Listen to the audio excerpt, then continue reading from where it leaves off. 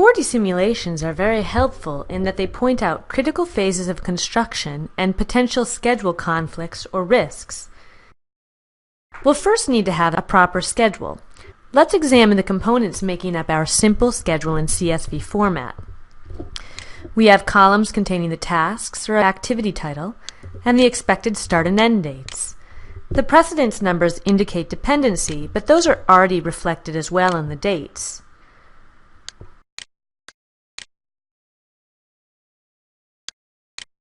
We'll open Timeliner module and go to the Links tab.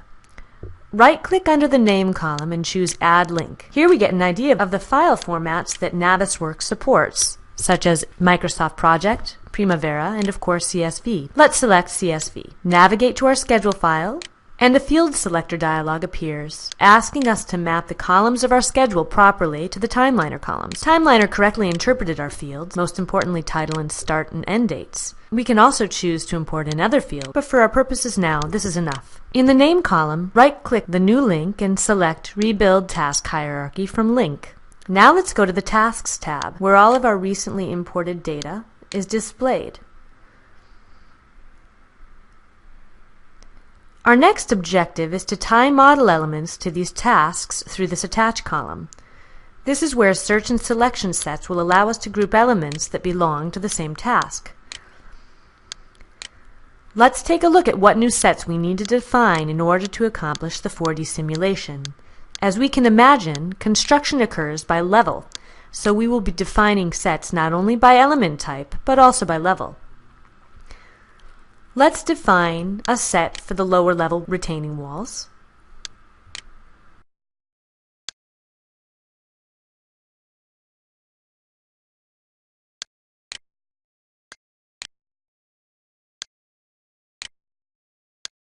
Then for the lower level columns.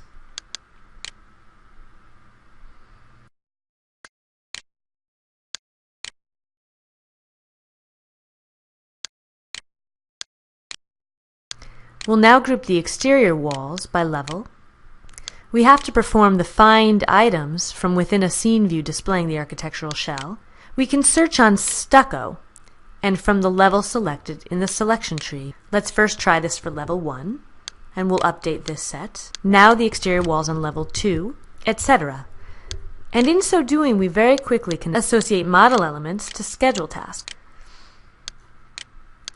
Now we'll create a selection set for the roof.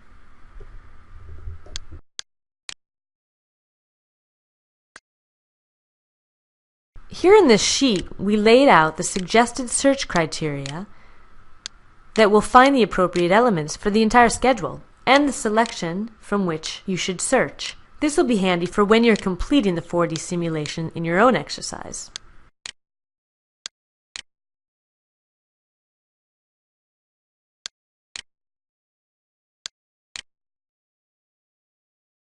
Let's apply some of these criteria to the structural elements. First for the beams.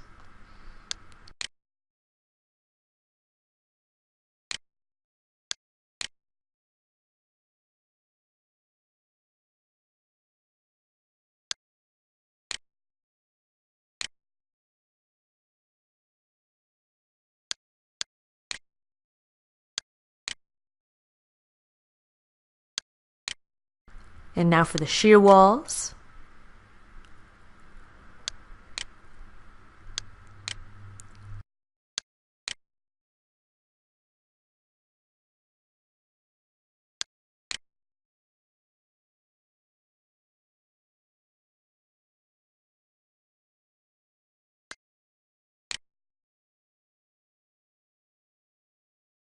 Here we have created all the sets to construct up to level 2.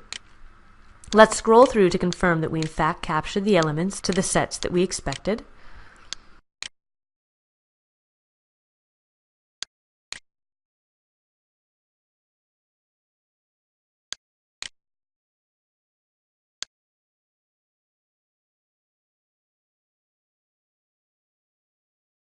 Now we'll be linking these sets of elements directly to the tasks to which they belong. We'll right-click in the Attach column and choose Attach Selection Set, and then navigate through the file hierarchy to the right set.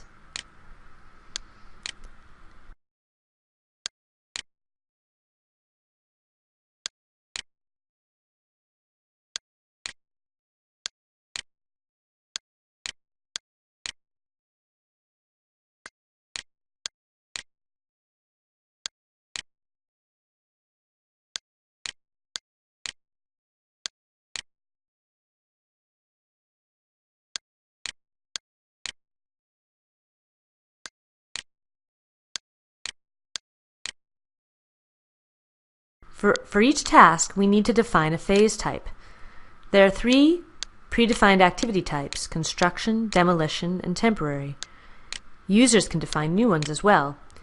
These will control the method of displaying the 3D elements, both colors and transparency. Now with our model and schedule linked, we can run a 4D simulation. From the Simulate tab, we'll choose Settings, which opens a dialog with many options for the simulation playback. For now, let's set the interval size to 10%, meaning the percent of the total play we can step through manually on the fast-forward control. Let's also change the playback duration to 15 seconds. Click Play to play back the entire simulation. We see how the items appear in scene, transparent at the start date, and end up in their default model appearance upon completion.